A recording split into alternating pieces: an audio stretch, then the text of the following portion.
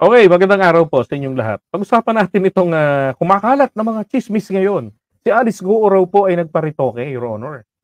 Okay. So, base nga ho rito sa picture, tignan niyo ha, eto ho yung dalawa nung siya po ay, ah, nahuli. Okay, nung nahuli, si Alice, 'yan 'yon. Eto, ang kapansin-pansin daw po kasi dito, eto kasi yung pinagbasihan nung iba. Si Alice daw ay nagparitoke dahil nagbago yung ilong. Eto ha, nagkaroon ng naging eto yung tinatawag po na parrot nose. Mahaba yung tungki tapos, matulis talaga, okey? So, nagpa-parrot nose, nagpa-rhinoplasty. Eh, sa tagal namang nawala siya rito puwedeng-puwede rin naman hong mangyari yun. At saka umiba ho talaga yung itsura ni Alice, eh, 'di ba? Ang laki ho talaga ng iniba ng itsura niya. Kumpara dito, eto ho yung, huling, picture niya kuha dun sa video ng, Senate investigation, Senate hearing, 'di ba? 'Yan. Yung pumayat normal na 'yan siguro, 'di ba, dahil sa problema ganyan. Hmm, 'to, tumaba rito ng konti, hmm.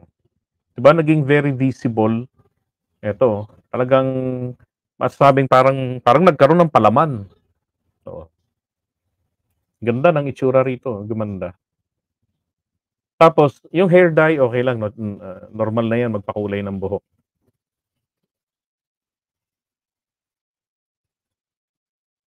Uy, napunta ka diyan, oh, kumpara natin 'tong dalawa, 'di ba? Ang laki ng ano, eh, ang laki ng pinag-iba, eh. Ano 'yan, Cassie versus Alice, 'di ba? Eto, ako man nung nakita ko rin yung video ng nahuli siya, nagulat din ako sabi ko nga 'di ba, parang hindi si Alice. Siyang-siya talaga, meron din ako nakuhang anggulo niya na yung may ganyan ng kanyang tenga, eto, siya rin talaga. So, most likely ang nangyari sa kanya, eh, nagpa-rhinoplasty para tumaas yung ganito.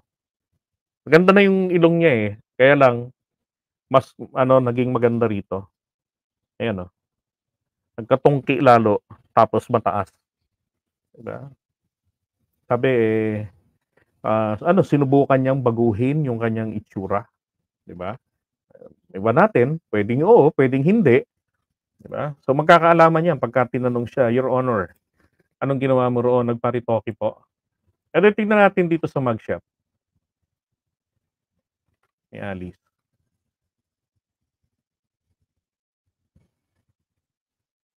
'di ba? Dati medyo mababa ito, eh. Naku, 'wag naman sanang maging totoo na nagtangka siyang baguhin ang kanyang itsura, 'di ba? Pumayat talaga, lumabas yung panga, 'yan. 'Di ba parang hindi si Alice kung titignan ninyo, eh, 'di ba? Parang hindi siya, pero siya nga 'yan, okey? Ang gulo ko 'no? Meron kasing isang video na lumalabas din na vlogger ito, yung sinasabi na kapatid kapatid daw siya ni Alice Goo. Actually hindi ho yun, ano lang yun, mga kathang-isip lang yung content nila, okey? Mas naging kahawig pa siya nito, nakalimutan ko lang kunin yung ano, eh, kunin yung picture nun, eh. Ang ganda ng mata 'di ba, kakaakit. Kaya naman ho yata bumigay etong si ano, sina Abalos at saka si ano, si General Marbil, 'di ba? Ang sarap titigan. Ay, maganda mo si Tambalustay nandiyan, okey? So, ako talaga naniniwala ako na ano, eh, na oo, eto hindi siya masaya rito, eh, hindi siya masaya diyan. Naging masaya na lang siya nung siguro binigyan ng assurance sina Abalos na, "Huwag kang mag-alala, ako ang bahala sa'yo." Narinig ko ito, sinabi niya ay Wag kang mag-alala sa death threat mo. Ang importante ang totoo. Poprotektahan ka ng mga pulis. 'Yun ang isang naulinigan ko, sa video. Okey, 'yan. Kaya naging, masayahin na si Alice Guo sa kanila at, pa-gano'n-gano'n na. Okey, at hindi rin naman ho natin kasi maiaalis ang, possibility na ano 'yan, na etong mga kasi 'di ba, sa China ho, alam niyo naman na siguro, sa China eto hong mga kababaihan, tinuturing itong undesirable child sa China. Ipinalalaglag nga sila kapagka nalaman na, magiging babae yung anak.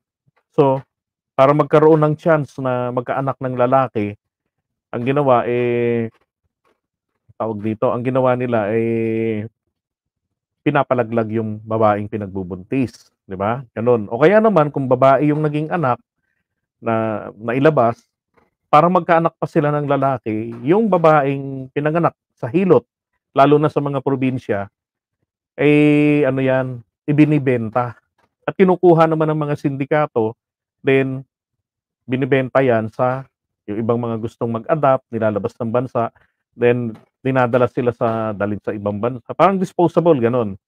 Yan, disposable, madaling salita. So itong mga 'to, there's a again, possibility na sila dinala rito sa Pilipinas ng mga sindikato and they were make believe na sila po ay mga ano, mga anak nila, sila ang magulang, 'di ba? Kasi kung titingnan niyo lang si Alice at saka si Sheila, hmm, ano yung, nasa mugshot ni Sheila, 'di ba? Iba yung pangalan niya ro'n, Tapos ang alias niya ay etong, Sheila Guo. Oo. Tapos ang layo ng itsura nilang dalawa. Dapat yung mata lang magkakapareho na sila, Tapos etong dito yung sa katawan, wala ho talaga akong makitang resemblance silang dalawa para masabing magkapatid, oo. 'Di ba sabi ni Glenn, tanungin ulit kung saan siya lumaki. Tama, hmm. Hindi ko lang malaman kung saan kung anong nasagot diyan ni Sheila, kung sila ba ay siya ba ay lumaki rin sa farm. Hindi ko napanood kasi 'yun, 'di ba? Pero lahat ng 'yan, sana po yung sinabi ni Abalos na pumayag naman itong si Alice na makipag-cooperate, 'di ba? Alam niyo, kapag nagkatotoo po 'yun, paid off na rin, 'no? Paid off na rin etong, pagbiyahe nila at gumastos ng pagkalaki-laking halaga sa bumili ayun, umarkila sila ng private jet at sinundo si Alice. Now, eto po 'yan, may mga nagsasabi naman na mukhang yari na raw ang script ng House at saka ng Senate para ituro ang mga Duterte na godfather ng mga pogo. Kayo ho, ano ho sa tingin niyo? Unti nararamdaman ko, parang nakakahiya na hindi ka nag-aral. Ano nga yan, Alice? Nakalaylay pala dapat ang dila, Ang kulit din ang gumawa nito. Tumanda na po ako, unti-unti nararamdaman ko, parang nakakahiya na hindi ka nag-aral.